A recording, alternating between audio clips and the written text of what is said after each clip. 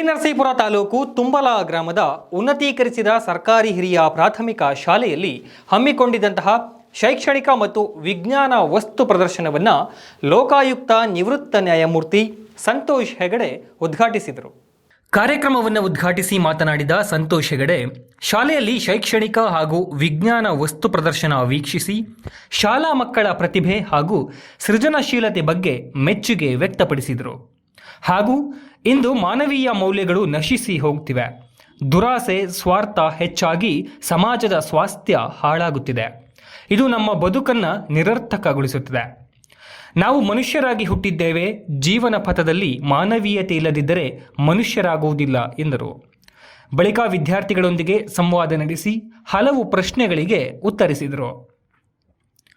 ಕಾರ್ಯಕ್ರಮದಲ್ಲಿ ಕ್ಷೇತ್ರ ಶಿಕ್ಷಣಾಧಿಕಾರಿ ಎಸ್.ಸಿ. ಶಿವಮೂರ್ತಿ, ಕ್ಷೇತ್ರ ಸಮನ್ವಯ ಅಧಿಕಾರಿ ನಾಗೇಶ್, ದೈಹಿಕ ಶಿಕ್ಷಣ ಪರಿವೀಕ್ಷಕ ಮರಿಸ್ವಾಮಿ, ಅಕ್ಷರ ದಾಸೋಹ ಸಹಾಯಕ ನಿರ್ದೇಶಕ ಪುಟ್ಟಸ್ವಾಮಿ, ಶಾಲಾ ಮುಖ್ಯ ಶಿಕ್ಷಕ ರಾಯಪ್ಪ, ತುಂಬಲ ಗ್ರಾಮ ಪಂಚಾಯಿತಿ ಅಧ್ಯಕ್ಷ ರಾಮನಂಜಯ್ಯ, ಎಸ್ಡಿಎಂಸಿ ಅಧ್ಯಕ್ಷ ನಂದೀಶ್, ಮುಖಂಡರಾದ ತುಂಬಲ ಮಂಜುನಾಥ್, ಸಿದ್ದರಾಜು, ಸಿಆರ್ಪಿ ಶ್ರೀಧರ್ ಮತ್ತಿತರರು ಉಪಸ್ಥಿತರಿದ್ದರು.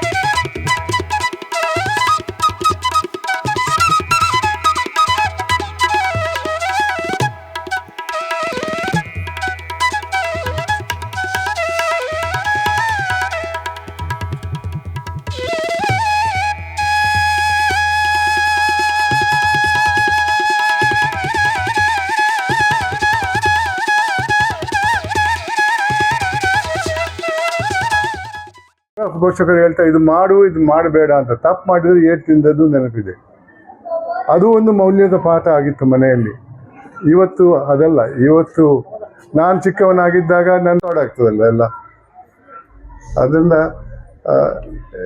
ಪಬ್ಲಿಕ್ ಆಗಿ ನಾನು ಹೇಳ್ತಾ ಇದ್ದೇನೆ, ಇದು ಪ್ರಾಮಾಣಿಕತೆ ಇದ್ದರೆ ನೀವು ಒಳ್ಳೆಯ ವ್ಯಕ್ತಿಗಳಾಗ್ತೀರಾ. ಅದು ಭಾಳ ಮುಖ್ಯವಾದದ್ದು. ವಿದ್ಯೆ ಎಲ್ಲ ಅನ್ನೋದು ಅದು ಬೇರೆ ವಿಚಾರ. ನಿಮ್ಮ ಜೀವನದಲ್ಲಿ ಸಂತಸ ಇರಬೇಕಾದ್ರೆ ಎರಡು ಮೌಲ್ಯ ಇರುತ್ತೆ, ತೃಪ್ತಿ ಮತ್ತೆ ಮಾನವೀಯತೆ. ವೆಂಕಟಾಚಲ ಸರ್ ಇದ್ದಾಗ ಆವಾಗ ನಮಗೆ ಕರ್ನಾಟಕದಲ್ಲೂ ಲೋಕಾಯುಕ್ತ ಅಂತಕ್ಕಂಥದ್ದು ಇದೆ ಅಂತ ಗೊತ್ತಾಯ್ತು. ಆ ನಂತರ ನೀವು ಲೋಕಾಯುಕ್ತರಾದಾಗ ಸರ್ ಇನ್ನೂ ತುಂಬಾ ಪ್ರಸಿದ್ಧಿ ಆಯಿತು. ಆಗ ರಾಜ್ಯದಲ್ಲಿ ಲೋಕಾಯುಕ್ತಕ್ಕೂ ಕೂಡ ಶಕ್ತಿ ಇದೆ ಅಂತಕ್ಕಂಥದ್ದು ಗೊತ್ತಾಯಿತು. ನೀವಿದ್ದಂತಹ ಸಂದರ್ಭದಲ್ಲಿದ್ದಂತಹ ಲೋಕಾಯುಕ್ತದ ಅಧಿಕಾರ ಹಾಗೂ ಈಗ ಇರ್ತಕ್ಕಂತಹ ಲೋಕಾಯುಕ್ತದ ಅಧಿಕಾರ, ಅದರ ಬಗ್ಗೆ ಈಗಿರ್ತಕ್ಕಂಥ ಲೋಕಾಯುಕ್ತದ ಅಧಿಕಾರದ ಬಗ್ಗೆ ನಿಮ್ಮ ಅಭಿಪ್ರಾಯ? ಇವತ್ತಿನ ಲೋಕಾಯುಕ್ತರ ಬಗ್ಗೆ ನಾನು ಮಾತಾಡಕ್ಕೆ ಹೋಗಲ್ಲ. ಆದರೆ ಇಷ್ಟು ಮಾತ್ರ ಹೇಳಬಲ್ಲೆ, ಇವತ್ತು ಯಾವುದಾದ್ರೂ ಪರಿಸ್ಥಿತಿಯಲ್ಲಿ ಲೋಕಾಯುಕ್ತ ಇದ್ದರೆ ಅದಕ್ಕೆ ಕಾರಣ ಸರ್ಕಾರ. ನಾನು ನಿವೃತ್ತನಾದ ನಂತರ ಒಬ್ಬ ನ್ಯಾಯಾಧೀಶರ ವಿರುದ್ಧ ಕ್ರಿಮಿನಲ್ ಕೇಸ್ಗಳಿದ್ದರೂ ಕೂಡ ಅವರನ್ನು ಲೋಕಾಯುಕ್ತರಾಗಿ ಕರೆತಂದರು. ಅವರ ಮಗನನ್ನು ಪಕ್ಕದ ರೂಮಲ್ಲಿ ಕೂರಿಸಿ ಏಜೆಂಟ್ ಆಗಿ ಮಾಡಿದರು. ಇವಾಗ ಇಬ್ಬರ ಮೇಲೇನು ಕೇಸ್ ಇದೆ, ಆದರೆ ಕೇಸ್ ಮುಂದುವರಿತಾ ಇಲ್ಲ. ಅದು ಒಂದು. ಎರಡನೇದು, ಲೋಕಾಯುಕ್ತಕ್ಕೆ ಇದ್ದಂಥ ಎರಡೆರಡು ಅಧಿಕಾರದಲ್ಲಿ ಒಂದು ಅಧಿಕಾರವನ್ನು ಕಿತ್ಕೊಂಡ್ರು ಸರ್ಕಾರ 2019ರಲ್ಲಿ. ಅದು ಕೂಡ ಭ್ರಷ್ಟಾಚಾರದ ವಿರುದ್ಧ ವಿಚಾರಣೆ ಮಾಡುವಂಥ ಅಧಿಕಾರವನ್ನು ಕಿತ್ಕೊಂಡು ACB ಅನ್ನೋ ಒಂದು ಸಂಸ್ಥೆ ಮಾಡಿದರು. ACB ಅಂದರೆ ಇನ್ನೊಂದು ಪೊಲೀಸ್ ಸಂಸ್ಥೆ. ಅದರಿಂದ ಮೂಲ ಕಾರಣ ಯಾರು? ಚುನಾವಣೆ ವ್ಯವಸ್ಥೆಯ ಸಂದರ್ಭದಲ್ಲಿ ಲಂಚ ಕೊಟ್ಟು ಓಟ್ ಕೇಳುವ ಈ ವ್ಯವಸ್ಥೆಯ ಬಗ್ಗೆ ನಿಮ್ಮ ಅಭಿಪ್ರಾಯ ಸರ್? ಖಂಡಿತವಾಗಿಯೂ ಇದು ಬಹಳ ದೊಡ್ಡ ತಪ್ಪು. ನಿಮ್ಮನ್ನು ನೀವು ಮಾರ್ಕೊಂಡಂಗೆ ಆಗ್ತದೆ. ಹಣ ತಗೊಂಡು ಓಟ್ ಹಾಕಿದರೆ, ಅದು ಮಾತ್ರ ಅಲ್ಲ, ಈ ಗ್ಯಾರಂಟಿಗಳು ಕೂಡ ಅದೇ ರೀತಿ, ಅದು ಲಂಚಾನೆ, ಅದಕ್ಕೇನು ವ್ಯತ್ಯಾಸ ಏನಿಲ್ಲ. ಆದರೆ ಆ ಪಕ್ಷ ಈ ಪಕ್ಷ ಅಂತ ಏನಿಲ್ಲ. ಮೊನ್ನೆ ಡೆಲ್ಲಿಯಲ್ಲಿ ಚುನಾವಣೆ ಆಯಿತು, ಎಲ್ಲ ಪಕ್ಷದವರು ಭರವಸೆಗಳನ್ನು ಕೊಟ್ಟಿದ್ದಾರೆ. ನನ್ನ ಅನಿಸಿಕೆಯಲ್ಲಿ ಭರವಸೆ ಅನ್ನೋದು ಲಂಚ.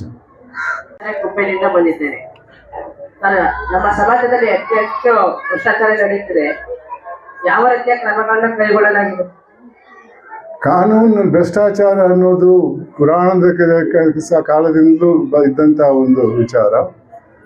ಅದಕ್ಕೆ 1948ರಲ್ಲಿ ಆ್ಯಂಟಿ ಕರಪ್ಷನ್ ಆ್ಯಕ್ಟ್ ಅಂತೇಳಿ, ಪ್ರಿವೆನ್ಷನ್ ಆಫ್ ಕರಪ್ಷನ್ ಆ್ಯಕ್ಟ್ ಅಂತ ಅದು ಕಾನೂನು ಟೈಟಲ್ ಅದು ಇದೆ. ಆದರೆ ಭ್ರಷ್ಟಾಚಾರದ ಮೇಲೆ ಅದೇನು ಒಳ್ಳೆಯ ಪರಿಣಾಮ ಬೀರಿದಂಗೆ ಕಾಣಿಸಲ್ಲ. ಪ್ರತಿ ದಶಕದಲ್ಲೂ ಜಾಸ್ತಿ ಭ್ರಷ್ಟಾಚಾರ ಆಗ್ತಾನೆ ಇರ್ತದೆ. ಆದ್ದರಿಂದ ಇದಕ್ಕೆ ಒಂದು ಸಾಮಾಜಿಕ ಬದಲಾವಣೆ ತರುವಂಥ ಪ್ರಯತ್ನ ಆಗಬೇಕು ಎಲ್ಲರಿಂದಲೂ.